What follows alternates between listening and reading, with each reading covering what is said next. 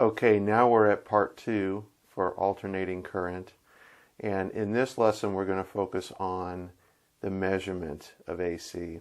And before we actually get into the presentation, I want to go over to the bench, and we're going to look at measuring AC with an oscilloscope and measuring AC with a volt-ohm meter, and start to raise some questions as to why we get different values between those two before we go into the presentation and actually explain those.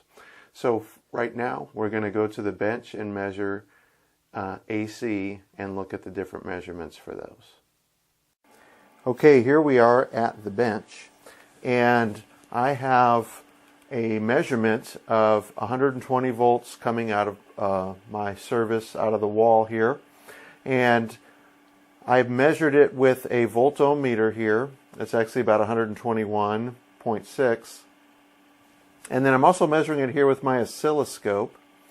And the oscilloscope, these divisions, each one of these divisions is about 50 volts. So if this is my 0, there's 50, there's 100, 150. I'm up to about 170 volts at that peak. And then down here I go as low as negative 170 volts as well. So that raises the question of why, if on the oscilloscope I am measuring a peak voltage of 170 volts, why does my meter only measure 121 volts? So we're going to go to the presentation and get an understanding of why these measurements are different. So we'll see you in the presentation. Okay, here we are at the presentation for alternating current. This is part 2 of a 3-part series. And in this part, we are going to be learning the measurement of alternating current. So just a review from part 1, where we discussed the generation of alternating current. We learned that the sine wave is a circular function, just like the generator that's in the upper right-hand corner is a circular device that is rotating through the magnetic field lines. And we learned that, as the name implies, the alternating portion is there is a symmetrical amount of magnitude on the positive direction as there is in the negative direction. And that's going to pose a challenge for us when we come to try to measure this source. So let's consider a grandfather clock. If you think about a grandfather clock, if you measure the pendulum distance from center, if I sat there and measured it all day, and I measured in one direction positive and the other direction negative, and I recorded those down at an equal time interval throughout the day, and at the end of the day I averaged all of those distances together, I would wind up with a value of 0, which would show no movement of the clock, which is inaccurate because we know that the clock was performing work all day long by moving the hands of the clock and telling time. And we have a similar situation in measuring alternating current. So if we did that same sort of process on our sine wave here, once I tried to measure this, if I was trying to just measure the average, if I took here, starting at 0, I have 0 volts, and then at 30 degrees, I have my 85 volts, and at 60 degrees, I have 147 volts, and at 90 degrees, I have 170, and as I come back down, of course, I'm going to have the same values because on this portion, it is symmetrical. So that is my positive magnitude of the sine wave, and if I take the average of that, I get 106. And then the negative magnitude of that, I do need to keep my signs, so I am doing subtraction instead of addition here, and I wind up with a negative 106 value, which makes sense because this is symmetrical on this side as it is on this side, so all of those values would be equal except for the sign. But the problem is when I average those two together, I get a 0. And we know that work is being done here. So we know that we just cannot take the simple average for me to be able to get an accurate measurement of this source.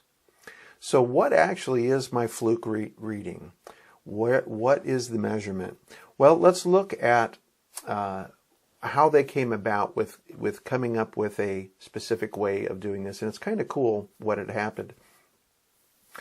A long time ago, when electricity was just a brand new concept, there were two gentlemen that were kind of fighting over what would be our ultimate source. And one was Thomas Edison, who was a big advocate for direct current. And the other was Nikola Tesla, who was an advocate for alternating current, because he had a lot to do with the concept of alternating current. And one of the arguments that Edison had against Tesla was, well, how do you even measure? And so the way they came up with this was kind of ingenious.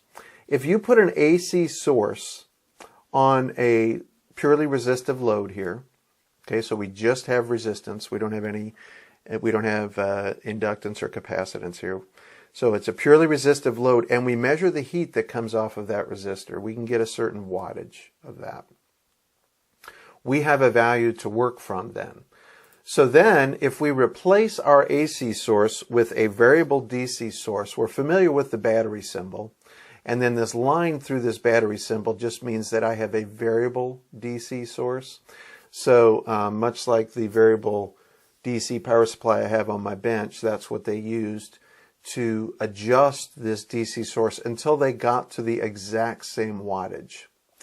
And so they did this experiment, and they came up with what they call the DC equivalent voltage.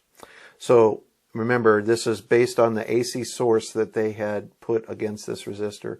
They came up with a DC equivalent of that, and then they wanted to come up with a way to calculate that, so they didn't have to always throw in a DC source and figure out what the equivalent DC voltage was to that AC source. And they found a Euclidean formula called the root mean squared. It's more than a formula, it's kind of a process, I guess, is what you would say. And we abbreviate that RMS. So you might have heard, someone take a voltage measurement and say, I have 180 volts RMS. This is what they mean is the root mean squared. And what that actually is the root of the mean of the square, is what that actually means. So what the operation you would actually have to do is you'd have to do these in reverse. You'd have to take the square first before you could take the mean of that square. And of course, you'd have to take the mean before you'd have to do the root of the square. So you do these in reverse order. So you take the square of your sine wave, then you average all of those squares, okay? And we're talking about the mean average here. There's actually three different types of averages you can take: the mean, the median, and the mode. The mean average is the one that most people are most used to. That's when you take all of the values in a grouping and you add them together, and then you divide by the number of values that you added together to get the mean average. So that's what we mean when we say mean average. And then you take the square root. The root here is a shortened abbreviation for square root of the average that we just calculated here of the squares. Okay, let's look at this on a graph. Okay, so here's a sine wave. I have my full 360 degrees. I did adjust my magnitude a little bit. I have changed it to 1 volt, and that will become obvious in just a minute why I did that. So this sine wave is full of values, okay? To generate this in a spreadsheet, I use 360 values, but it could be less or more. But each one of these values, we are going to square all along this sine wave. And when I do that, I get a benefit of I lose my negative magnitude, okay? Because if you square two negative numbers together, you're going to get a positive. So right away, I get two positive magnitudes. Okay, so I've eliminated one of my problems of my negative magnitude canceling out my positive magnitude. Starting to make a little sense as to why we actually square first. The other thing that might become obvious to you is why I chose 1. So my voltage here comes to a peak of 1. Well, when I square 1, I get 1. So I used 1 in this case to have my graphs lay on top of each other, and they're nice visually. It does not have to be, that magnitude. Of course, if it was 120 volts, the magnitude, my squares would be extremely high, and it would be very hard to see it on a graph at all. So that's why I chose 1, just so we can see this visually. And we're really doing this just to understand the concept of where the root mean squared, or RMS, comes from. Okay, so I have my squares. Now what do I need to do next? I need to take the mean of those squares. So what we said was, if you take a grouping of values and you add them together, and then you divide by that number of values, you get the average. Now, I only took a certain subset of values, but if I took every value in this graph, I would still get the same average of 0.5, okay?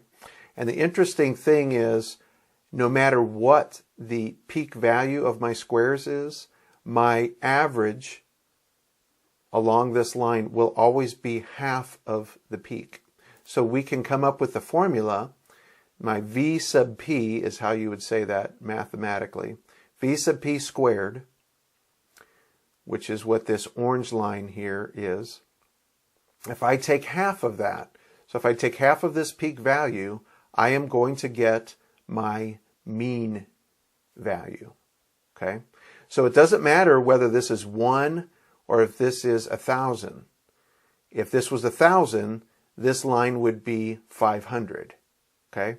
So my mean will always be 1/2 of the square of my peak. Okay, it might be a little confusing because my square and my voltage are both 1 here. So if this was 2, let's say my voltage peak was 2, my square would be 4. This would be 1/2 of the 2 squared, or 4, which would be a 2. Okay, so I just want to denote that we know that this is the half of the peak squared. It's very important. Okay, and another way to simplify that fraction is just to say the peak voltage, V sub p squared, over 2. Okay, that will always be my mean. So now all I need to do is take the square root of that value, right? So here I have my V sub p, or my peak voltage, squared divided by 2. Okay, so to get this value, all I need to do is take the square root of that, correct? So here's my square root of that. Now I can simplify this because I'm taking the square root of something that I'm squaring. So I don't actually have to do those operations. So I can actually just say V sub p, because the square root of V sub p squared is just V sub p. Okay? And I do still need to take the square root of my denominator, which is 2. So that's why here I show the square root of 2. Okay? So that is my formula for my RMS voltage. Actually, it's the formula for RMS of a sine wave. Okay? So it's important, we're going to learn here in a minute, that it doesn't just apply to voltage, but it will also apply to current, and we'll do a little experiment on that. So this line, this value, will always be my peak value divided by the square root of 2, and it doesn't matter what my peak value is. My peak value here is 1, but it could be, 500. And if it's 500, I would divide 500 by the square root of 2, and I would always have my RMS value. So let's just plug some numbers in here. Let's say my peak voltage is 34 volts. Okay, and I'm saying that the distance between 0 and there is 34 volts. So when I talk about peak voltage, this is a peak and this is a peak. I'm not talking about the distance between these two. That's called peak-to-peak voltage. I would say V sub P P. Okay, so that's very different than this peak voltage. So I'm just saying this voltage here, and I'm not worrying about the sign here of a negative value. Okay. So my peak voltage is 34 volts. So to calculate my RMS voltage, I would take my 34 divided by my square root of 2, which is approximately 24 volts. Okay. So let's go back to the bench demo that I did, where I had roughly 170 volts at my peak, but my meter was reading something different. Okay, so I'm going to say my peak voltage is 169.7. I actually back calculated this out to where it would equal exactly 120 volts. When I did my bench video, I actually had a little bit higher than that, so it was a little bit different, but we'll understand the concept here. So to figure out my RMS, I'm taking my peak voltage and I'm dividing by the square root of 2. So if I take my 169.7 volts and I divide by the square root of 2, I'm going to get exactly 120 volts. And remember, this is the DC equivalent. So if I was to replace this source right here with a battery, I would need a battery of 120 volts to get the same results in this loop. And so because this is the DC equivalent, that means that I can use Ohm's law. I can use this 120 volts for Ohm's law. Now, this doesn't apply to just voltage. We can do this for the current as well. So if I put my meter in series here and want to measure the current in this circuit, but I also have my oscilloscope in series here, I could have a waveform that looks like this, with my peak being at 9 volts. And we can apply this same formula to get the RMS amperage. So I have a peak voltage of 9 amps. I'm sorry, a peak amperage of 9 amps. And to figure out my RMS, I would just take my peak amperage and I would divide by the square root of 2, which if I take my 9 amps and I divide it by the square root of 2, I get 6.36 amps approximately would be my reading here. And as I said on the earlier slide, we can use the 120 volts that we calculated here, and we could use this amperage, and we could actually use Ohm's law to figure out what the ohms of the resistor actually is, because Ohm's law applies when we're talking about RMS values. So I hope that has helped you understand the measurement of what you get out of a meter versus the measurement of what you get out of an oscilloscope. This concludes part 2. And in part 3, we're actually going to discuss different types of loads. So what I've shown in part 1 and part 2 is a purely resistive load. And when we add inductance into the circuit, or if we add capacitance into the circuit, it's going to have an effect on our AC values. So we're going to discuss that in part 3. So look for that in the future, and we'll see you then.